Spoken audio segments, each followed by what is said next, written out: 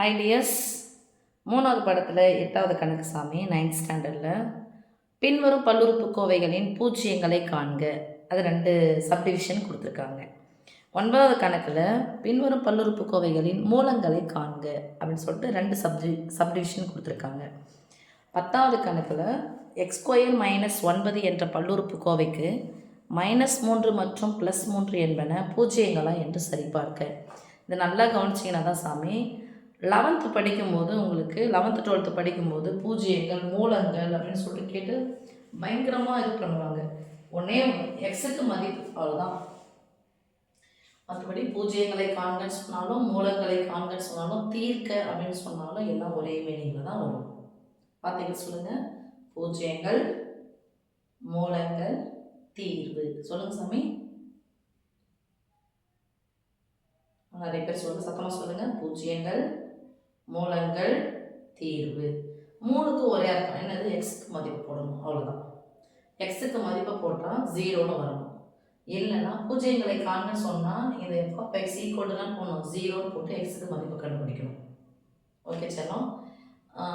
ஏன்னா உங்களுக்கு 12th போகும்போது இதே மாதிரி வார்த்தைகள் சொல்லுவாங்க. 11th நீங்கள் மூலங்கள் அப்படின்னு ஒரு வார்த்தையை பயன்படுத்திருப்பீங்க.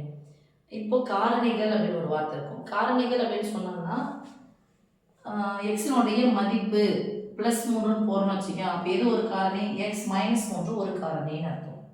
ஓகேவா? அப்போது வார்த்தைகளை கவனமாக கவனிக்கணும் அப்படிங்கிறதா சொன்னேன். +2ல் போகும்போது இதே மாதிரி சொல்லுவாங்க, பூஜ்ஜியங்களா அப்பூஜ்ஜியங்களா அப்படின்னு சொல்லிட்டு கேட்பாங்க, பார்த்துக்கணும். ஓகே, பூஜ்ஜியங்களை காண்கன்னு சொன்னாலும் ஃபஸ்ட்டு இது ஈக்குவல்டுன்னு சாமி போடணும், 0 போடணும். f(x) ஈக்குவல்டுனா போடணும் 0. அப்போ f(x) என்ன இருக்குது? 2 × x + 1 = 0. இதை கொடுத்துருக்காங்கல்ல, அப்படிதான். எக்ஸினுடைய மதிப்பை கண்டுபிடிக்கணும். எக்ஸினுடைய மதிப்பு கண்டுபிடிக்கிறதுக்கு முன்னாடி எக்ஸ் சார்ந்த கெழுவை அப்படியே வச்சுக்கணும். இது அப்படியே முடிக்கணும். யார் தேவையில்லை? +1 தேவையில்லை. இப்போ +1 இந்த பக்கமாக போயிடுச்சுன்னா 1 மாறிடும், -1 மாறும். 0ன்னா அது ஒன்றுமே இல்லை. அப்போ 2 × x = -1. எனக்கு யார் தேவை? எக்ஸ் மட்டும் தேவை. அப்போ எப்படி படிக்க சொன்னால் 2 × x, 2 மடங்கு எக்ஸ். ஓகேவா? 2வது பெருக்கல் வாய்ப்பாடு. அப்போ பெருக்கலாக இருக்கிற 2 எனக்கு அந்த பக்கம் போனோன்னா மாறும், வகுத்தலாக மாறும். வகுத்தக்குறியில போகிறோன்னா இம்ப்ளாய்ஸ். ஸோ x = ஒரு எக்ஸ் தான் இருக்கும். இந்த 2 பெருக்கல் 2 தான் பக்கம் போச்சுன்னா வகுத்தல் 2. ஏற்கனவே யார் இருக்காங்க? -1 இருக்காங்க. வகுத்தலன்னா அது பை போட்டுக்கலாம். அப்போ x = -1/2. ஓகே சாமி, இதை எப்படி சொல்லுங்கள்? இதே மாதிரி சொல்லுங்கள். 3 × x - 5 = 0. This implies x மட்டும் தான் தேவையில்லாத மைனஸ் சைன் அந்த பக்கம் போனால் ப்ளஸ் சைன் தான் மாறும். So 3 × x = +5. This implies எனக்கு ஒரு எக்ஸ் தான் தேவை, 3 மடங்கு எக்ஸ் தேவையில்லை. அப்போ பெருக்கலாக இருக்கிற 3க்கு நடுவில் 3 தான் பெருக்கல் தான் இருக்குது. பெருக்கலாக இருக்கிற 3 அந்த பக்கம் போனால் வகுத்தலாக மாறும்.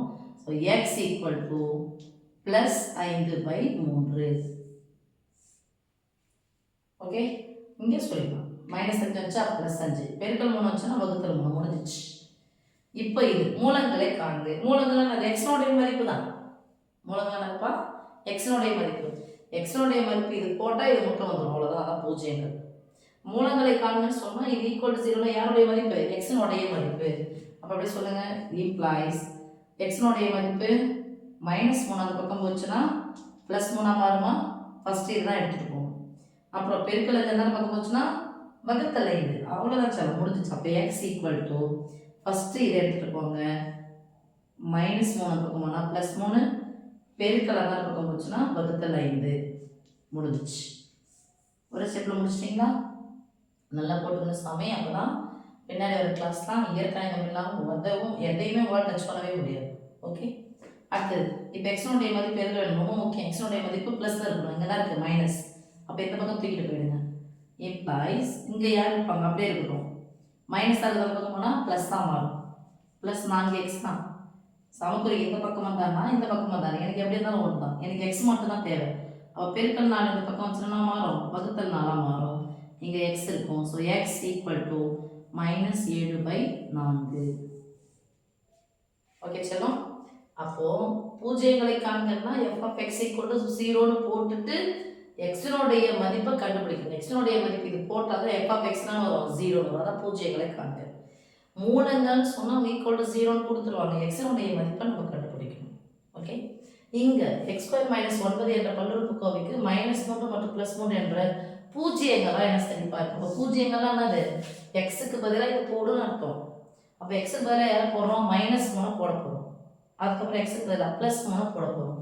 அப்போ எக்ஸுக்கு பதிலாக எக்ஸ் ஸ்கொயர் எடுத்து எழுதிக்கிறேன் சாமி, ஈக்குவல் டு எக்ஸுக்கு பதிலாக ஃபஸ்ட்டு -3 போடலாம். -3 ஸ்கொயருக்கு அப்புறம் போடணும், த ஹோல் ஸ்கொயர் போடணும். ஏன் இந்த மைனஸ்க்கு ஸ்கொயர் சொந்தம்னு அர்த்தம். -9 ஈக்குவல் டு ஃபஸ்ட்டு நம்ம ப்ராக்கெட்டை அடுக்கு பார்க்கணும்.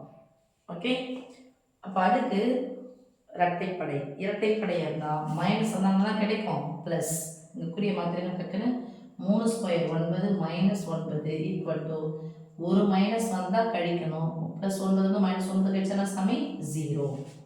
அடுத்தது எக்ஸ் ஸ்கொயர் -9 ஈக்குவல் டு -3 ஒரு முறை போட்டால் அதுக்கப்புறம் +3 ஹோல் ஸ்கொயர் -9 ஈக்குவல் டு 3 எத்தனை முறை போட்டு பெருக்கணும், 2 முறை போட்டு பெருக்கணும். இது ப்ளஸ் தான் இருக்குதுன்னு அர்த்தம். 3 ஸ்கொயர் 9 -9 ஈக்குவல் டு 0. அவங்க என்ன கேட்டாங்க, -3 மற்றும் +3 என்பன பூஜ்ஜியங்களா என்று சரிபார்க்க. ஆம் ஆம் எடுப்போம். -3 மற்றும் +3 என்பன பூஜ்ஜியங்கள். ஏன் பூஜ்ஜியங்கள், ஈக்குவல் டு வந்துருச்சு 0ன்னு வந்துருச்சு. கொடுக்கப்பட்ட பல்லுறுப்புக்கோவையின் பூஜ்ஜியங்கள் ஆகும். ஓகே சாமி, தேங்க்யூ.